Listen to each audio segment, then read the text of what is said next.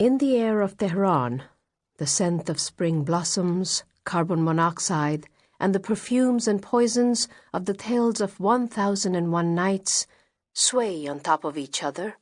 They whisper together. The city drifts in time. In front of the main entrance of Tehran University, on Liberty Street, a crowd of students is gathered in political protest. With their fists raised, they shout, "Death to captivity!" Across the street, members of the Party of God, with clenched fists and perhaps chains and brass knuckles in their pockets, shout, "Death to the liberal!" The anti-riot police, armed with the most sophisticated paraphernalia, including stun batons purchased from the West, stand facing the students. Both groups try, before they come to blows, to triumph over their opponents by shouting even louder. Drops of sweat ooze from faces, and specks of spit spew from mouths. Fists, before pounding on heads, rise without miracle toward the sky.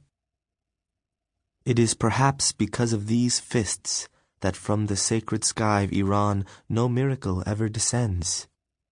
Since 101 years ago, when the first revolution for democracy triumphed in Iran, fists similar to these have risen toward the sky of a country with the greatest number of holy men, with the most prayers, tears, and religious lamentations.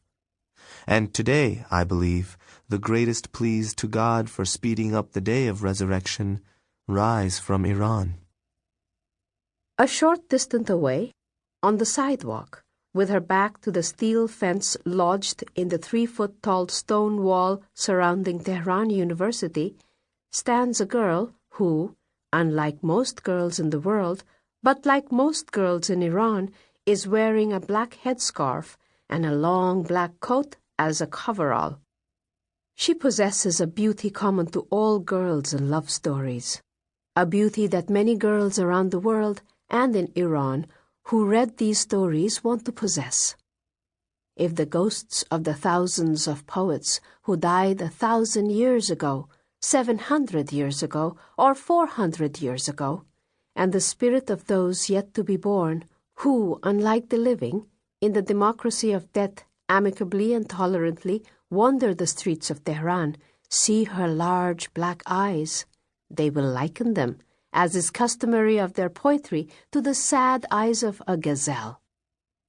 An old simile for a pair of oriental eyes that stole Lord Byron's heart, and Arthur Rimbaud's too, but contrary to this cliched simile, there is a mysterious look in this girl's eyes.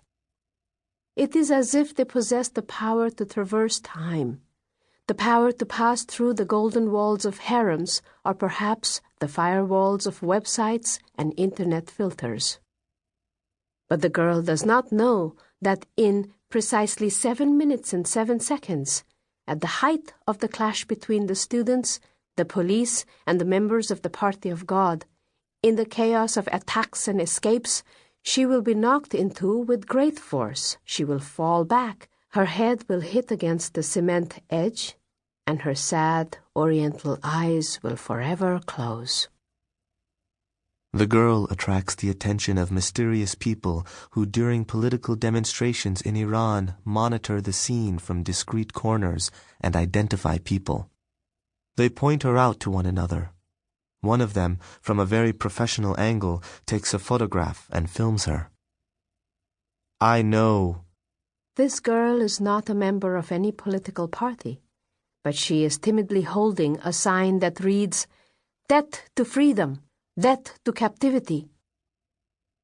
It is a strange slogan that I don't believe has ever been seen or heard under the rule of any dictatorial, communist, populist, or even so-called liberal regime.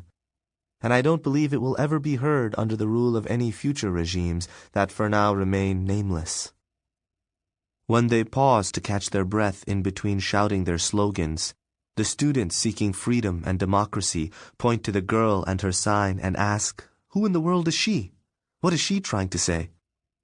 The more experienced students, old hands at political protests, respond, "Completely ignore her. She's an infiltrator. The party of God has paid her to create distrust and division among us, to diffuse the conspiracy. Just act as though she doesn't exist. On the opposite side, the fanatic members of the party of God also point to the girl and ask, "What's that prissy girl trying to say over there?" They hear from their leaders, "The lewd hussy is one of those communists who have recently come back to life. Their big brother in Russia is gaining strength again, but the pathetic Slavs only have a handful of members in their party. This is how they hope to attract attention. Just ignore her. Act as though she doesn't exist." With their wireless radios, the secret police pass along the girl's location and ask, "What does this mean? We have no instructions for such cases. What should we do with her?" And they receive instructions. "Watch her with extreme vigilance and caution. This is most definitely a new conspiracy and a new plot for a velvet revolution orchestrated by American imperialism. Keep her under surveillance, but do not let her suspect anything. Let her think she doesn't exist."